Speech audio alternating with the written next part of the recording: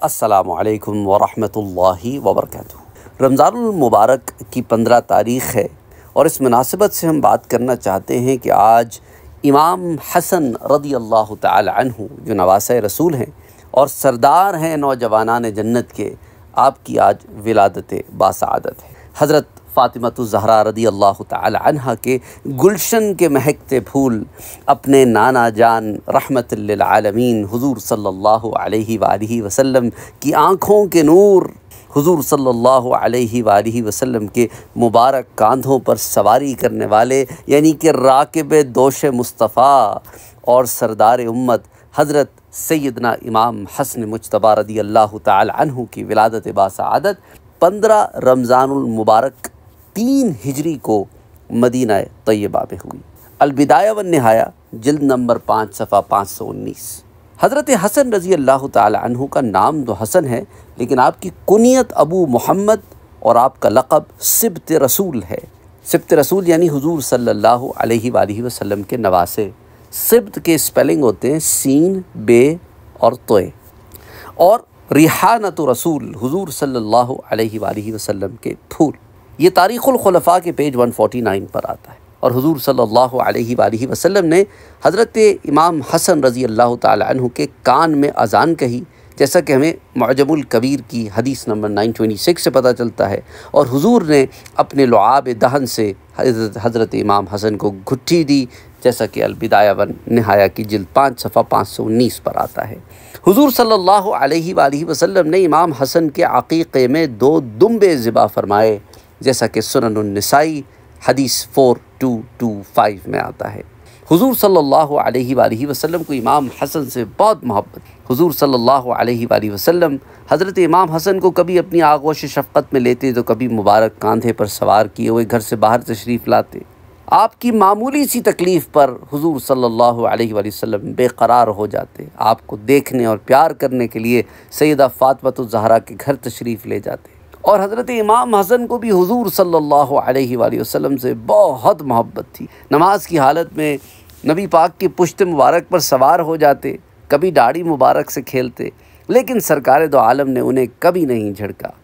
ایک مرتبہ حضور صلی اللہ علیہ وآلہ وسلم کے شانہ مبارک پر سوار دیکھ کر کسی نے کہا، صاحبزادے آپ کی سواری کیسی اچھی ہے؟ تو میرے نبی نے فرمایا، سوار بھی تو کیسا اچھا ہے۔ سبحان اللہ۔ ترمذی شریف کی روایت ہے، حدیث 3809۔ حضرت امام حسن ان خوش نصیب لوگوں میں شامل ہیں جنہیں حضور نے فرمایا صلی اللہ علیہ وآلہ وسلم نے کہ بی ابی و امی، یعنی تم پر میرے ماں باپ فدا۔ معجم الکبیر حدیث 2677۔ سیدنا انس رضی اللہ تعالیٰ عنہ فرماتے ہیں کہ امام حسن سے بڑھ کر کوئی بھی حضور صلی اللہ علیہ وآلہ وسلم سے مشابہت یعنی ریزیمبلنس رکھنے والا نہیں تھا، اور یہ حدیث بخاری شریف کی حدیث ہے 3750۔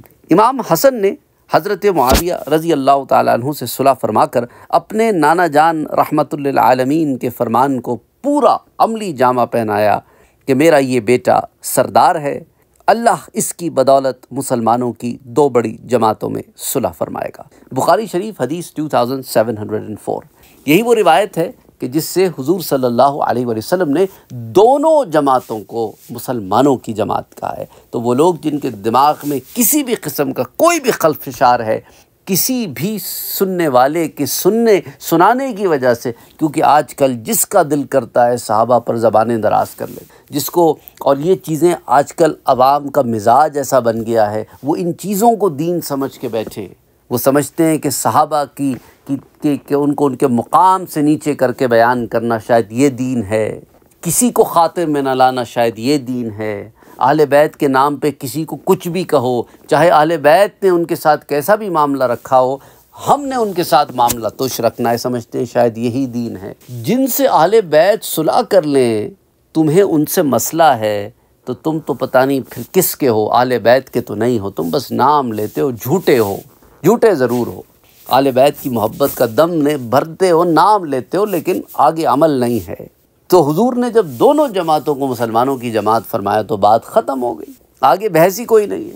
ہاں، اگر تم فرمان مصطفیٰ پہ بحث کرنے والے گستاخ رسول ہو تو پھر تمہارا مسلمان ہونے کا کیا فائدہ؟ تمہیں تو نبی کا بھی ادب نہیں ہے۔ بہرحال حضرت امام حسن جو ہے وہ نہایت رحم دل آدمی، سخی آدمی تھے، عبادت گزار آدمی تھے، عفو درگزر کے کرنے والے آدمی تھے، اور آپ کا معمول یہ بھی تھا کہ فجر کی نماز کے بعد مسجد میں ٹیک لگا کر بیٹھ جاتے تھے، اور لوگ آتے آپ سے دینی مسائل پوچھتے اور گفتگو فرماتے، اور یہاں تک کہ سورج طلوع ہو جاتا۔ تو جب سورج طلوع ہو جاتا تو پھر آپ چاشت کے نوافل ادا فرماتے، پھر امہات المومنین کے گھر تشریف لے جاتے۔ یہ تاریخ ابن عساکر میں آتا ہے، جلد نمبر 13 صفحہ 241 پر، اور اسی طرح سیر اعلام النبلاء میں یہ بھی آتا ہے کہ امام حسن نے مدینہ منورہ سے مکہ معظمہ پیدل چل کر 25 حج ادا فرمائے، سبحان اللہ۔ اور آپ کی سخاوت کے بارے میں ابن عساکر لکھتے ہیں جلد 13 پیج 243 پر کہ آپ کثرت سے صدقہ و خیرات فرماتے، حتیٰ کہ 2 مرتبہ اپنا سارا مال اور 3 مرتبہ اپنا آدھا مال راہ خدا میں صدقہ فرمایا۔ آپ کی وفات کے متعلق یہی آتا ہے کہ کسی کے زہر کھلا دینے کی وجہ سے آپ نے 5 ربیع الاول 49 ہجری کو مدینہ منورہ میں شہادت کا جام نوش فرمایا، اور ایک قول کے مطابق یہ 49 نہیں بلکہ 50 ہجری ہے۔ المنتظم جلد نمبر 5 صفحہ 226 اور صفۃ الصفوہ جلد 1 صفحہ 386۔ حضرت امام حسن رضی اللہ تعالی عنہ کی ساری سیرہ مبارکہ کے اوپر ایک پوری پلے لسٹ موجود ہے۔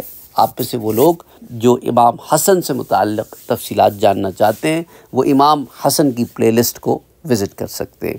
ہمارے ہاں یہ بھی ایک بڑا مسئلہ ہے کہ امام حسن کو کس نے زہر دیا، اس پر لوگ حتمی طور پر خود آج فیصلہ کرنے لگ گئے ہیں، حالانکہ نہ امام حسن نے کوئی نام بتایا، نہ امام حسین نے کسی کے خلاف کارروائی کی۔ امام حسین نے امام حسن سے پوچھا، لیکن امام حسن نے نام نہیں بتایا، کہا اللہ بہتر جانتا ہے، مجھے بھی حتمی طور پر شک ہے، لیکن شک کی بنیاد پہ میں کارروائی نہیں کرواؤں گا۔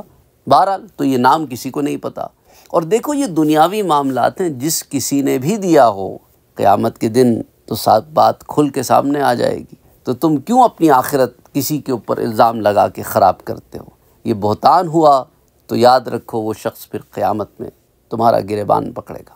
اللہم صلی علی محمد وعلی آل محمد صلی اللہ علیہ وآلہ وسلم۔